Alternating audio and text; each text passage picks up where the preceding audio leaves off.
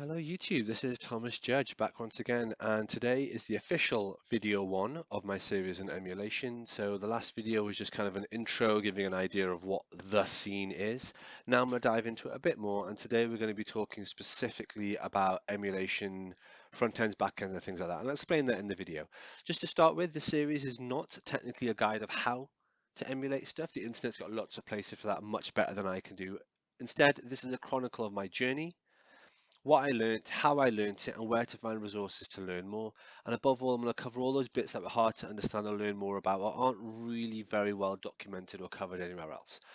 So this is more of a guide of how to learn how to emulate, if you get what I mean. Usual disclaimer, I'm not going to be providing links to any ROMs whatsoever at all in any of my videos. So where to begin? For the layperson, um, emulation does seem kind of crazy.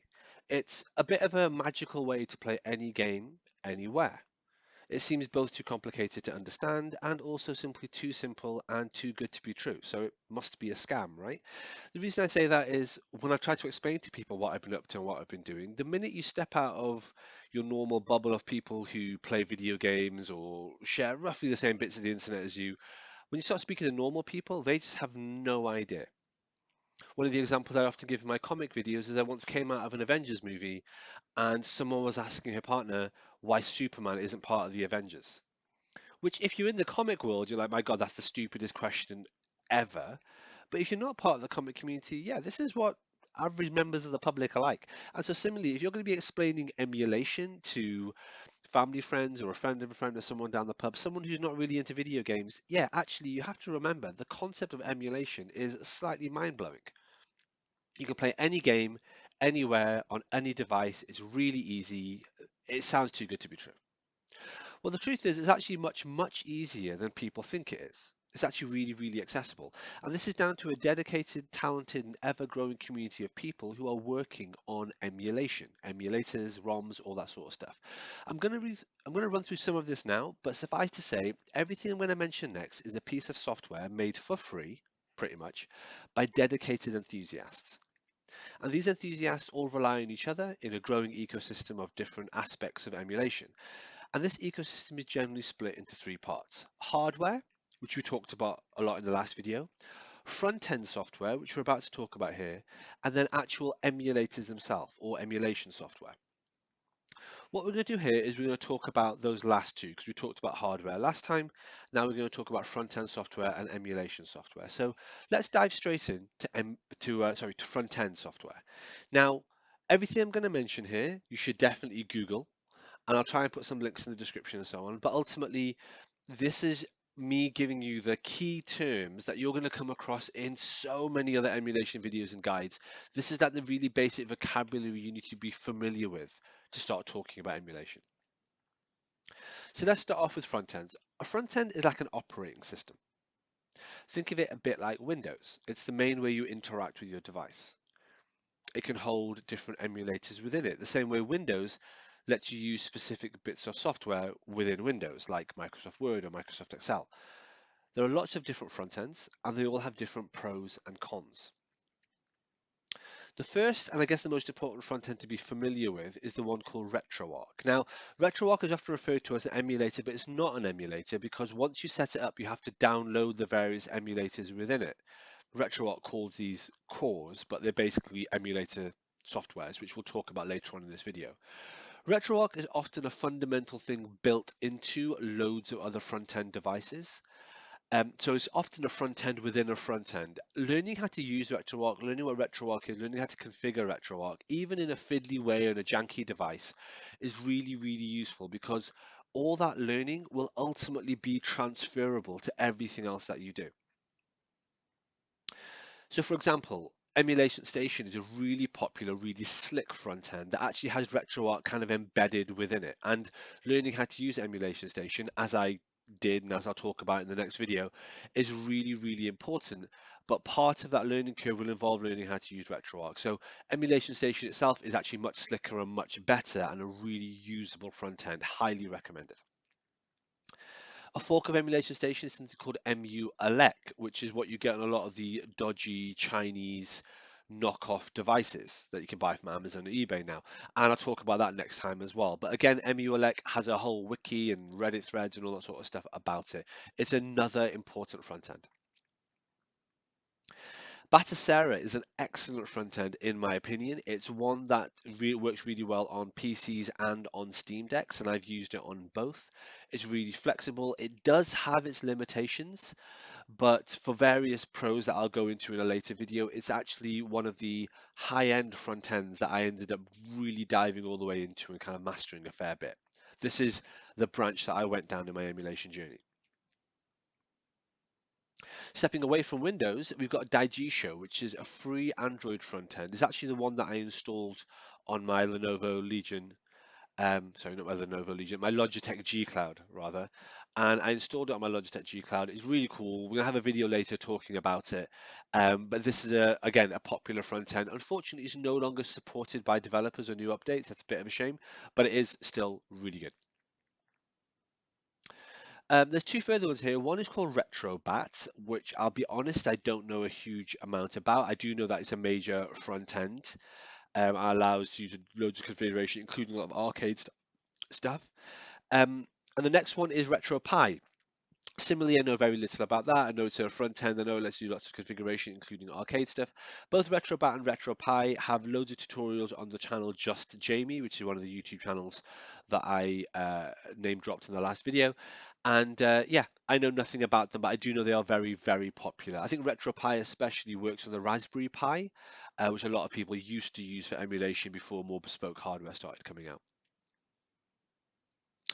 Technoparrot is something I haven't actually dived into myself yet, but I came across, did a bit of research. I think it's useful to know about. It's an emulator, or rather a front end that you have to pay for, and what it allows you to do is high level, up to date, contemporary arcade emulation. So if you're looking at stuff like a House of the Dead game that's in an arcade right now in 2025, to emulate something like that, that powerful with that kind of software, that kind of arcade boards and so on, you'd need Technoparrot, which I believe you have to pay for on their Patreon. But again, in case you hear about Technoparrot, increasingly more and more high-end arcade emulation requires something like Technoparrot, and Technoparrot really is the lead in that area.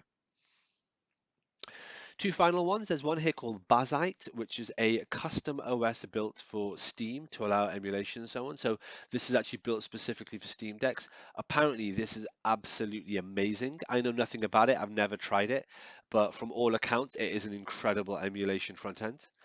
And then also, I think the king of Steam Deck emulation, much more so than Bazite and Batocera, is EmuDeck.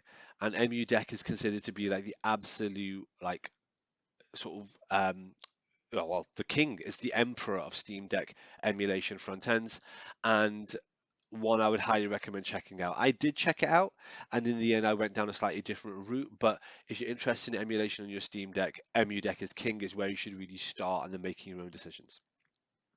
There are some custom front ends too, such as the RP Launcher, which is the Retroid Pocket Launcher, which Retroid has on its various Retroid devices. I do very much like the RP Launcher. I think it's excellent. And there's a few other ones around. You know, Miyu Mini have their own one.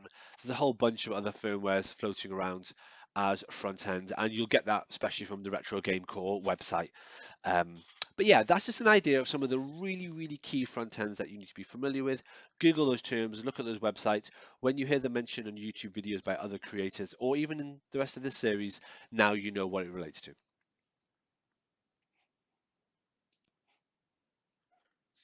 Moving on to emulators. An emulator software is more like a specific program within a front end. These can run by themselves, and most people tend to plug them into a front end, the same way a program like Word or Excel is plugged into the Windows front end. In general, an emulator tends to focus on a specific device or console, but for older generations, there are emulators that can just play a wide range of consoles or games from those older generations because they're so easy to emulate nowadays.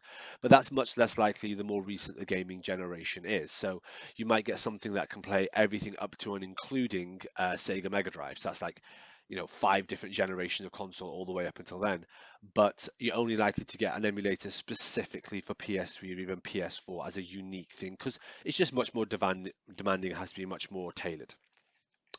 I'm going to talk through some emulators now, but what's worth pointing out is each of these emulators I'm talking about both come in versions that plug into a front end, but if you have a PC and you set up a PC as a dedicated emulation device, which is something I've done and I'll talk about later, then you can just install these emulators directly onto the desktop without fucking around with the front end.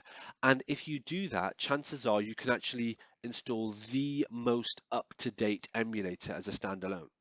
The thing about front ends is sometimes they hold slightly older versions of an emulator in them. So to take Batacera, for example, it's holding a slightly older version of OpenBore or DuckStation. Well, that doesn't matter, but older versions of particular emulators are not the most recent build accurate as per September 25. It's always about 6 months or longer out of date because everything else is put into that for ease of use.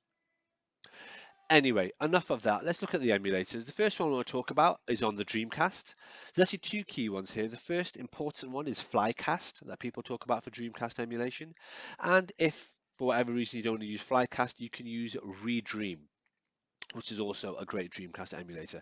I should point out for every single thing that I'm talking about, there are dozens, if not hundreds of emulators for each system. The ones I'm going to talk about are the most famous, most stable, most popular, most well-resourced ones.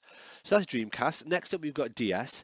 The DS really has two key emulators you need to be aware of. One is called Drastic, which I believe you have to pay for if you're getting it from the Android store. I can't remember. But yeah, Drastic is considered to be the best one.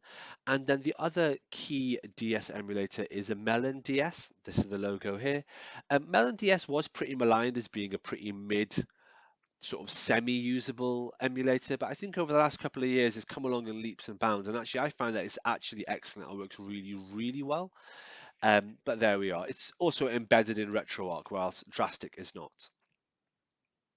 If you're looking at GameCube or Wii emulation, Dolphin Emulator does both of those. And this is basically the king of GameCube and Wii emulation. I'm sure there are other GameCube Wii emulators out there, but I don't know what they're called because Dolphin just dominates this landscape. Really user-friendly, free, excellent, and just very, very capable. Moving down the Nintendo line, Wii U emulation is done by something called Cemu. Here's a picture over here. And what Cemu is an emulator specifically for Wii U games. Wii U games, ironically, are often a lot easier to emulate than Wii games and even GameCube games because the control schemes are much easier to map and to use. But we'll get onto that in a later video. If you want to emulate Game Boy Advance, keeping in mind it is a 32-bit console, the best emulator I know is MGBA. I think most people refer to that. If you're looking at retro Sega games, so Sega consoles, everything up to and including a Sega CD, for example, but not a Sega Saturn, then the Classic Boy is a useful emulator to have. To be honest, there's a whole bunch of them, like Plus Genesis GX and things like that. They're all built into RetroArch. Emulating Sega, retro Sega, like up to and including the Mega Drive, the 32X Sega CD is an absolute doddle. It's really, really easy. But if you want to do it on a standalone thing rather than relying on something built into RetroArch or a front end, Classic Boy is the way forward. 3DS emulation is dominated by something called Citra. Citra as an emulator is now dead due to various dramas in the community, which we'll talk about in video 6 or 7. And in terms of 3DS emulation, Citra is king. But that said, as I say, there's no new updates. There are new emulators coming out now that are clones of Citra or forks of Citra, and you'll hear about those if you Google around or watch videos on that. In terms of Xbox emulation, OG Xbox emulation is under something called Xemu, which is XEMU, as you can see here. And escalation emulation is pretty decent. What I find on my OG Xbox emulation on the Steam Deck is about half the games work and work pretty well. There are other issues with Xbox emulation related to BIOS and languages and so on, but again, we'll talk about that in those videos. Xbox 360 emulation is held in something called Xenia. Now, there's two types of Xenia. There's main Xenia, and then there's a fork of Xenia, which is actually really advanced as well, called Xenia Canary. Um, Recently, there's been a bit of drama in the Xenia Canary community to do with people having malicious updates into the firmware. And again, we'll talk about that when we get to the Steam Deck and my use of Batacera on that. But Xbox 360 emulation is actually a bit of a nightmare. Whilst I did go into this with a massive plan of doing Xbox 360 emulation for games like Guardian Heroes or Quantum Theory or things like that, the truth is I've eventually kind of realized that's not the case. And we'll talk about that later. We talk about backwards compatibility and why Xbox 360 backward compatibility has strengths and weaknesses that need to be considered in its own course. Moving into Sony, PSP is pretty much dominated by an emulator called PPSSPP, which is excellent, really robust, works really well. You can pay for it. You can get a paid version, which I strongly recommend just to support the creators. On PS1 emulation, there's actually Duck Station, which is a really popular emulation. There's a couple of others. I think there's actually one called Swan Station, and there's one called PCSX Rearmed. I couldn't find logos for either of those.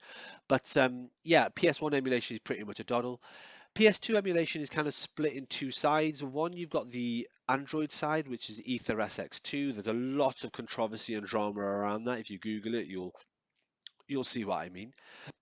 And on the Windows side, there's PCSX2, but there's also other ones like Play and a few other ones I couldn't find logos for that are also really popular PS2 emulators. PS2 emulators have pretty much got it nailed. All PS2 games can be emulated. It's really down to the power of your hardware rather than issues to do with the software itself. That's not quite the case for PS3 emulation, which is done by RPCS3, who have a brilliant website, a brilliant wiki. That community is fantastic and they've done incredible work emulating PS3 games, but not all PS3 games are emulatable, even if you've got incredibly powerful hardware, especially sort of the more um, juicy kind of unicorn games like Max Payne 3 or Metal Gear Solid 4 and so on.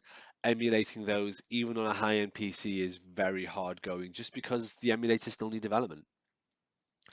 Speaking of emulators that need development, PS Vita is emulated on something called Vita 3K. I've not used this, I've not bothered with this. I've got a PS Vita, I don't pirate, I don't need to emulate stuff for things on a console where I've already got all the games I want on the console itself. Also, the Vita is very annoying because a lot of the best games on it we're forced to use the back touchpad, which I just imagine is going to be an absolute nightmare to configure on a normal controller. So for now, I'm just not really bothering with it. For the Sega Saturn, which as you'll know is one of my grails in terms of emulation, there are two key emulators. One is called Yabo Sanshiro, which is actually Yabo Sanshiro or Yabo Sanshiro Pro or Yaba Sanshiro 2. There's a variety of different forks of it.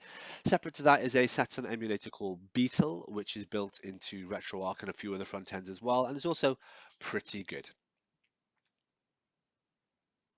Nintendo 64 emulation, which is fiddly because of the control scheme, again, more on that later in the series, is often dominated by something called Mupen 64. There's a variety of these. There's like Mupen 64, Mupen 64 Plus, and blah, blah, blah, blah, blah, blah. But these are the ones we're talking about when we're talking about Nintendo 64 emulation. And arcade emulation. Now, arcade emulation is going to warrant its own entire video in this series, on this playlist, but it's essentially split between MAME, which is one type of emulation, and Final Burn. Now, Final Burn itself currently is Final Burn Neo. At one point, it was Final Burn Alpha, but there was human politics and drama within the community about that. That again, we'll touch on later, but I don't want to get into now. When it comes to Nintendo Switch, I have done no emulation of this whatsoever because I have a Nintendo Switch and I have loads of games digitally on a half terabyte SD card, and I've got loads of games physically, like well over 200 of them. So emulation of this doesn't really bother me, and it's a handheld form factor in the exact form factor I like. That said, there are two key emulators. One is called Yuzu, and this has been shut down by Nintendo, and one is called Ryujinx, and this has also been shut down by Nintendo. Essentially, do not fuck with Nintendo. They don't like anyone touching any of their stuff on emulation, so I absolutely do not, under any circumstances. It's just not worth the fucking drama. As well as that, there's so much stuff on Nintendo Switch which is just kind of covers everything that I need. So it's not really a case where my criteria for emulating included this. It's not like the ones I talked about in the video yesterday, where there are some key games that I've got a lot of nostalgia for that I want to play. I have those. They're on my Switch. Finally, I've got some miscellaneous stuff here. The emulation community has a lot of random bits on the periphery, and so here's a few of them, some of which I'm going to cover in the series, some of which I'm not. But here are some terms that are useful for you to know, just because you might come across them, and if you do, you might want to dive into it in a bit more detail. So, Moonlight. This is a game streaming tool designed to allow you to stream your screen and your games from a PC to a connected device. I'm not really interested in streaming, so I didn't look into it. On the Wii U, there are things called tiramisu and things called aroma and things like that. Essentially, these are Wii U specific jailbreaks that allow subsequent installation of things like RetroArch on a Wii U. I'm going to cover this in, I think, video 13, give or take, because I did hack a Wii U as a gift for a friend of mine, and it was an interesting experience. When it comes to hacking PS Vita, the softwares that you really need to know are called Henkaku and VitaShell. Henkaku, well, it's basically a two-stage hack to hack a Vita, so it can play lots of other stuff. Um, Henkaku is like the front end, and then VitaShell lives within it, or maybe it's the other way around. I forget. I'll cover it all in video 9. Twilight is a unique bit of software that can be used on a Nintendo DS flash card as a front end for holding all those games in. I'll cover that in video 13 as well.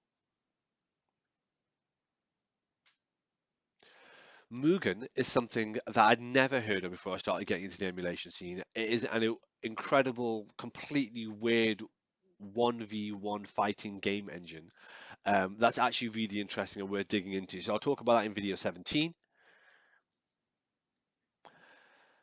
BlueStacks is a bit of software you can download and put onto your PC desktop to play Android games for deprecated APKs. Now, I'm immediately aware the word deprecated and the acronym APK doesn't mean anything to anyone. Deprecated means they've been switched off and delisted. APKs basically mean Android game files that you normally get from the Play Store. So in other words, BlueStacks is a way to play Android games that are no longer available on the Play Store and you can't download and install normally. It lets you play that on your PC. There aren't a huge number of these that you might have a massive interest in. I mean, personally, I was quite excited by Spider-Man Unlimited, and there's a couple of Final Fantasy ones, including one with um, Cloud from Final Fantasy VII racing around his motorbike that I wanted to install and play.